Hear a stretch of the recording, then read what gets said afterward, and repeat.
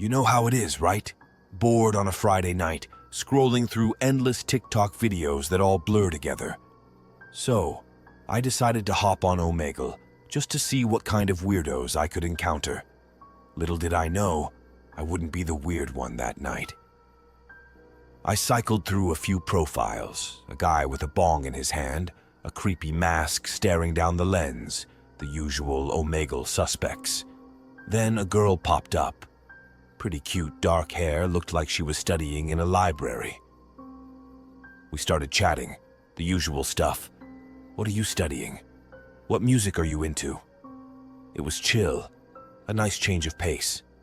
Things got a little weird when she mentioned she lived in a super remote town, somewhere up north I'd never heard of. Population like 50 people max. Apparently, the internet there was spotty, which is why she was on Omegle in the library, their only decent Wi-Fi. We talked for a while longer, and I won't lie, I was kind of into her. There was something intriguing about this girl from the middle of nowhere. We chatted for a bit, sharing stories and laughing. She had this quiet, mysterious vibe that drew me in. Her name was Lily. She was studying literature, which explained the library setting. She told me about her favorite books, her small town's strange traditions, and how she sometimes felt like she was living in a ghost town. She said it in a light-hearted way, but there was something in her eyes that made me think she wasn't joking entirely. We talked for what must have been hours. Time flew by, and I almost forgot I was talking to a stranger on the internet. There was this odd connection, like we were two souls meeting by chance in the digital ether. I asked her about her family, and she got a bit cagey, saying they were around, but not really explaining. She changed the subject quickly, asking me about my life in the city. I told her about my university, my part-time job, my friends. It felt normal, but something in the back of my mind kept nagging at me. Then the internet flickered. The screen froze on her face, a strange smile playing on her lips. Suddenly, a distorted voice crackled through the speakers. It wasn't hers. It was a man's voice, raspy and low. He spoke one sentence, clear as day. "Thanks for keeping her company, city boy. Now get out." Then, the screen went black. I sat there, heart pounding, staring at the darkness. I tried clicking next, but nothing happened. The connection was gone. A cold sweat prickled my skin. Who was that man? Was she okay? The worst part? I knew the town she lived in, a tiny, isolated place. And suddenly, the idea of a cute girl studying in a library seemed impossible. I couldn't shake the feeling of dread. I did a quick search for her town. Sure enough, it existed, a dot on the map in the middle of nowhere. I found some basic info, a couple of general stores, a diner, one school, and a public library. The images showed a quaint but eerily empty place, like something out of an old horror movie. I thought about calling it a night, but curiosity got the better of me. I dug deeper. There wasn't much online about the town, but I stumbled upon a local news archive. There was an article dated a few years back about a series of strange disappearances. It mentioned young women last seen using the library's internet connection, vanishing without a trace. My blood ran cold. Could Lily be one of those women? Was she even real? I couldn't be sure, but something told me this wasn't just a coincidence. I spent the rest of the night scouring the internet, looking for any more clues, but it was like the town swallowed its secrets whole, leaving nothing but whispers in the dark. The next morning, I couldn't shake the feeling of unease. I needed answers, but there was no way I was driving out to that town. Instead, I posted on a few forums, hoping someone else had encountered Lily or knew more about the town. The responses were a mix of jokes and wild theories, but one stood out. A user with the handle GhostHunter83 messaged me privately. He claimed to be a paranormal investigator and had heard stories about the town. According to him, the library was built on land with a dark history, linked to old legends of spirits that preyed on the lonely. He told me to stay away, warning that whatever I found wouldn't be worth the risk. But I'm not good at taking advice, especially when something grabs hold of my curiosity like that. I needed to know more about Lily and that strange voice. So, against my better judgment, I decided to dig deeper. Days turned into weeks and I couldn't let it go.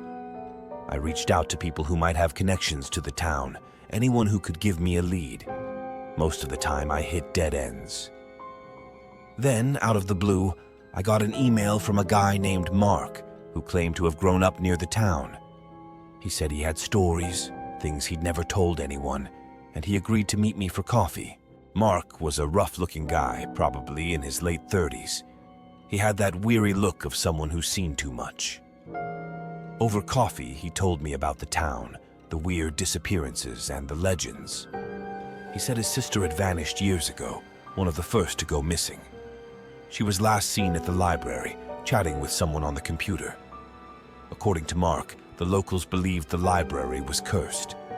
He recounted tales of a spirit bound to the land, a vengeful entity that lured people in with promises of companionship and then trapped them forever. It sounded like a ghost story, but the fear in his eyes told me he believed every word. Before we parted ways, Mark gave me a warning. Whatever you do, don't go looking for her. Some things are better left alone. I nodded, but I knew I couldn't let it go. Not yet. That night, I found myself back on Omegle, hoping against hope that I might see Lily again. Hours passed, and just as I was about to give up, she appeared. The same dark hair, the same sad eyes.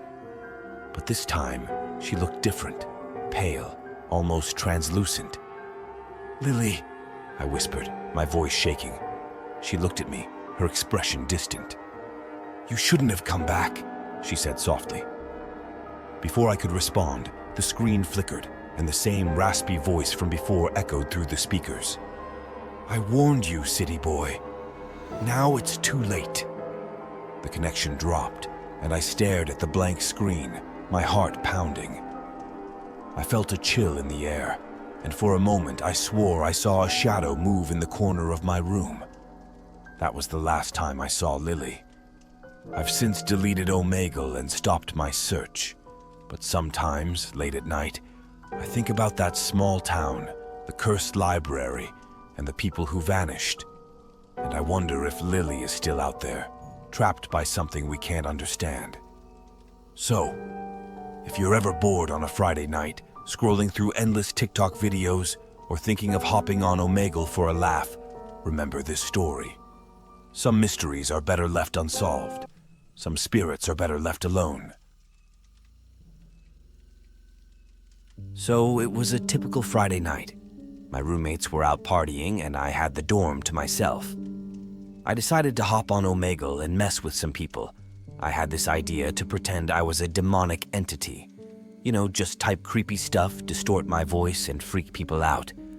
I thought it would be hilarious. I set up my camera, dimmed the lights, and opened a voice changer app on my computer. The glow from the screen cast eerie shadows on the walls, adding to the spooky atmosphere I wanted to create. I put on a dark hoodie, pulled the hood over my head, and started my usual routine. Most people would just laugh, disconnect, or call me an idiot. It was all in good fun. I remember the first few people I connected with were just the usual mix of bored teenagers and curious adults. They would either laugh at my attempts to scare them or roll their eyes and move on. But then, I connected with someone whose username was D3M0NHunt3R. The screen flickered as the new chat connected. I saw a dark, shadowy figure on the other side, just a silhouette against a dimly lit background. Perfect, I thought. Someone playing along. I started with my spooky act, typing, "I am watching you," and distorting my voice to sound menacing. But this guy didn't even flinch. Instead, he typed back, "Are you now, Jake?" That got my attention. How did he know my name? I hadn't used any personal information on Omegle. I laughed it off, thinking it was a lucky guess, and continued with the act. "Yes, I see you. I know what you're doing," I typed. "Doubt it," he replied. "You're in room 312 of Blair Hall, right?" My heart skipped a beat. There was no way he could know that. I quickly looked around my room, half expecting someone to jump out of the shadows. I typed back, "Who the hell are you?" "Wouldn't you like to know?" he responded. "Nice Spider-Man poster, by the way." I glanced at the poster behind me, feeling a chill run down my spine. This wasn't funny anymore. "Okay, man, joke's over. How do you know this stuff?" "I know a lot about you, Jake, more than you'd like. For instance, I know your mom calls you every Sunday at 6 p.m. You haven't told her about your failing grades, have you?" Now I was officially freaked out. This guy knew way too much. I tried to disconnect, but my computer wouldn't respond. The mouse froze and the screen seemed to glitch. His messages kept coming. "Trying to run away? That's rude. I'm just getting started." I tried shutting down my computer, but nothing worked. The screen stayed on and his messages kept appearing. "You can't escape, Jake. I'm closer than you think." My heart pounded in my chest. I could feel my hands shaking. "What do you want?" I typed desperately. "I want you to understand the consequences of your actions. Pranking the wrong person can have serious repercussions." Suddenly, there was a knock on my door. My blood ran cold. I stared at the door, then back at the screen. "You didn't think it would be that easy, did you?" his message read. I slowly got up and walked to the door, my heart racing. With trembling hands, I opened it, but no one was there. Just an empty hallway. The fluorescent lights flickered, casting long shadows that danced eerily on the walls. I could hear the distant sounds of other students, laughter and conversation, but it felt like they were miles away. I turned back to my computer, and the final message appeared. "I'm here." I shut the door quickly and locked it, my heart pounding in my chest. I felt a cold sweat break out on my forehead. This was beyond a prank. It was a nightmare. My screen went black, and for a moment, the only sound in the room was my ragged breathing. I yanked the power cord from the wall, plunging the room into darkness. But even with the computer off, I felt watched. I turned on the desk lamp, the soft light doing little to dispel the creeping sense of dread. I grabbed my phone and called my friend Mark, who lived in the same dorm.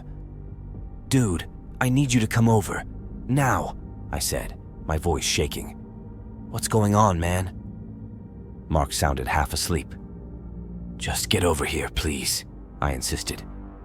A few minutes later, Mark arrived. I let him in, and he could tell something was seriously wrong. "You look like you've seen a ghost, Jake. What happened?" I told him everything, showing him the messages on my phone. Mark tried to stay calm, but I could see the unease in his eyes. "Maybe it's just some hacker messing with you," he suggested. "But how did he know all that stuff about me? My room number, the poster, my mom's calls?" I asked, my voice rising in panic. "We decided to investigate." Mark turned my computer back on, and to our surprise, it booted up normally. The chat window was gone, and there were no traces of the conversation. It was as if it had never happened. We checked the logs, the history, anything that could give us a clue. Nothing. It was clean. Mark suggested we go through my social media, emails, anything that could have been hacked. We spent hours combing through my accounts, but there were no signs of any breaches.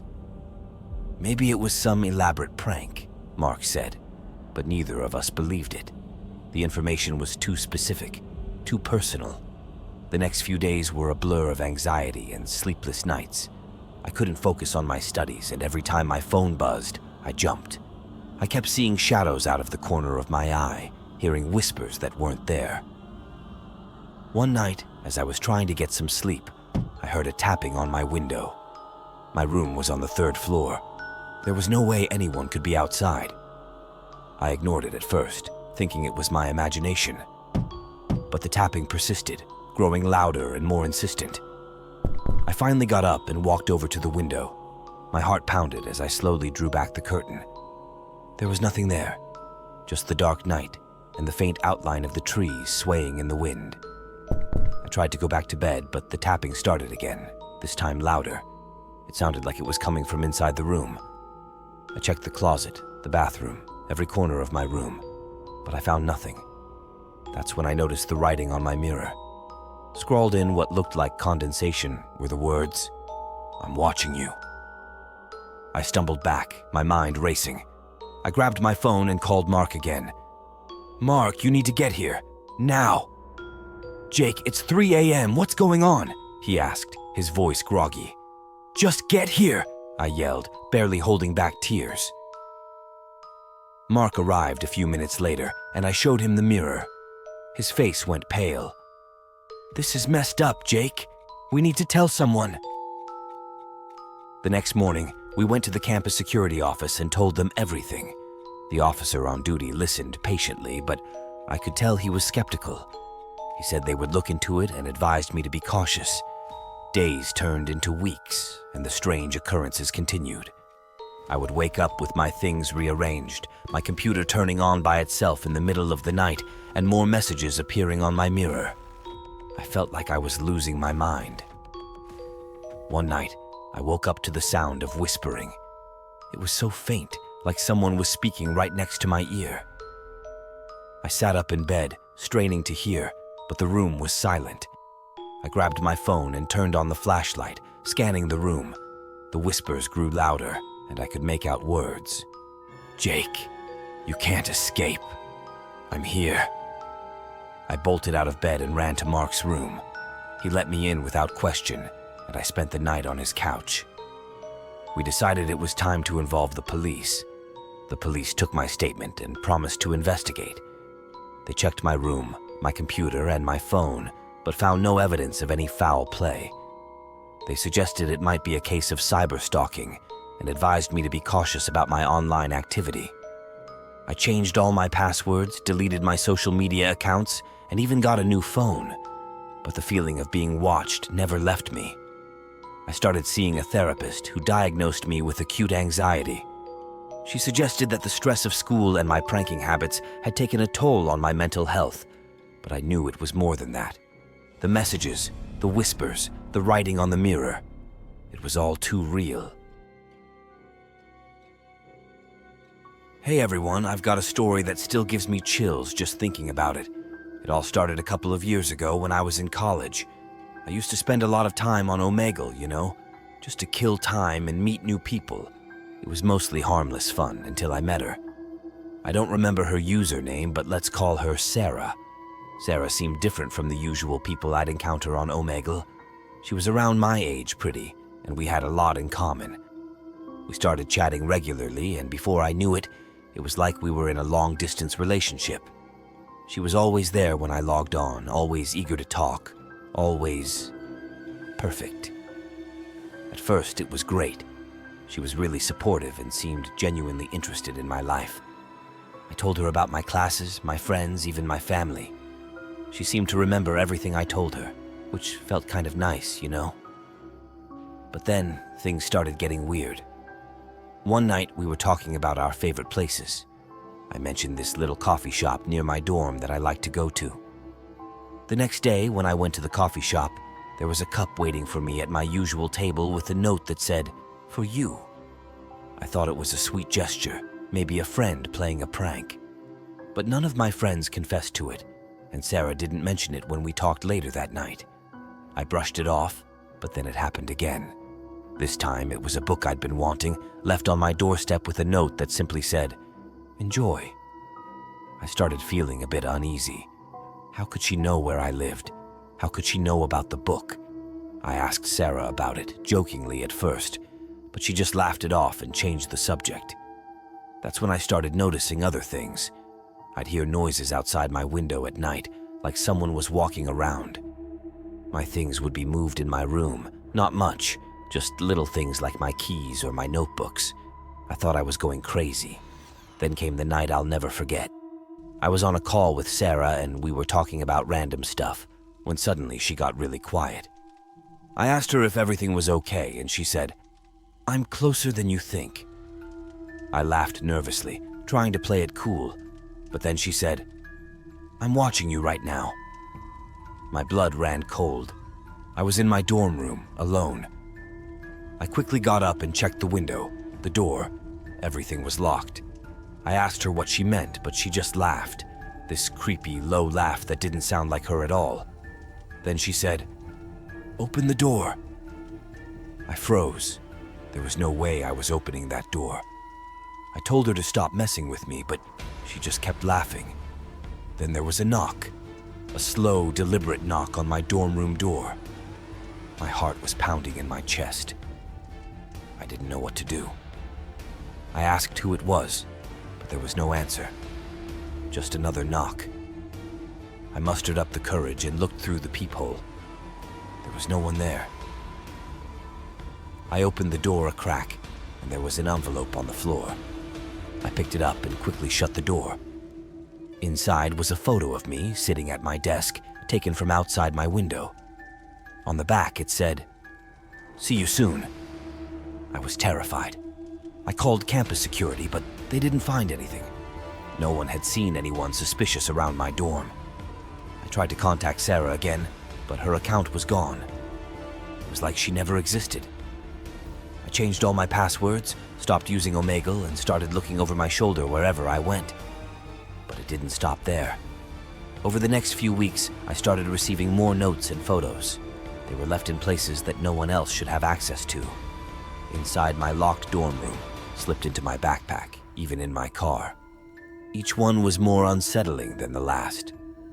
One night, I was studying late in the library. It was around midnight, and I was one of the last people there. I got up to stretch my legs and walked over to the window. As I looked out into the dark, empty campus, my phone buzzed with a text. It was from an unknown number. It said, "Nice view, isn't it?" I whipped around, heart racing, and scanned the library. There was no one there, just rows of empty desks and dim lights. I felt a cold sweat break out on my forehead. I texted back, "Who is this?" But there was no response. Instead, another text came through, this time with a photo. It was of me, standing at the window, taken from behind. I ran back to my dorm, barely able to breathe. I locked myself in and called my best friend, Jake. I hadn't told him much about what was going on because I didn't want to seem paranoid. But now I needed someone to know. I spilled everything, from meeting Sarah to the notes and photos. Jake was freaked out and insisted on coming over to stay with me. For a few days, things seemed to calm down. Jake stayed over, and I felt safer with him around. But then, one night, Jake had to leave for a family emergency. I was alone again. I tried to keep myself busy, watching movies and playing games, anything to keep my mind off Sarah. Around 3 a.m., I was dozing off when I heard a noise. It was a faint scraping sound, like something being dragged across the floor. I sat up in bed, straining to hear. The sound grew louder, and I realized it was coming from just outside my door. I crept over and pressed my ear against the wood. There was a shuffling, followed by a low whisper. "I know you're in there." My heart was pounding so loud, I was sure whoever was outside could hear it. I backed away slowly, grabbed my phone, and called campus security again. I whispered into the phone, explaining what was happening. They said they'd send someone over immediately. The shuffling stopped, and there was a silence that felt like it stretched on forever. Then, a loud bang on the door made me jump. I screamed, dropping my phone. I backed into the corner of my room, clutching a lamp as a makeshift weapon. There was another bang, then another. It sounded like someone was trying to break down the door. Just when I thought the door would give way, the banging stopped. I heard footsteps running down the hallway, and then silence. Moments later, campus security arrived. They checked the hallway and found no one. The door had deep scratches on it, like someone had been clawing at it. I was done. I couldn't stay in that dorm any longer. I packed a bag and stayed with Jake for the rest of the semester. I never went back to Omegle, never tried to contact Sarah again. But even now, I can't shake the feeling that she's still out there, watching me. In the end, I wish I could tell you that I figured out who she was or why she did what she did. But all I know is that since that night, I've never felt truly safe. Sometimes when I'm alone at night, I still hear her voice whispering my name, and I don't think I'll ever feel safe again. So if you ever think about meeting someone online, just remember my story. You never really know who's on the other side of the screen.